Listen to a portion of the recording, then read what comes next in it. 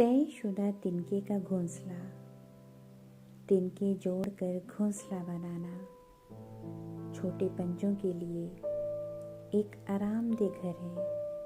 फुर्तीली उंगलियों से मजबूत हाथों के साथ फन का एक काम, एक परों वाली ज़मीन, रंगों का खूबसूरत इम्तिजाज, जज्बे से तैयार करता एक शाहकार, हर दिन का हर झटके पर एक तय, आंधी और बारिश से पनाह का, दुनिया की बेइज्जती से बना, छोटों के लिए पनाहगाह, एक ऐसी जगह जहां उम्मीद और खुशी चलती है।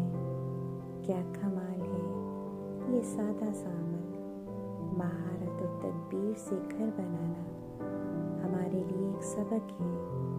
अपने हिस्से का काम खुद ही करना ज़रूरी है।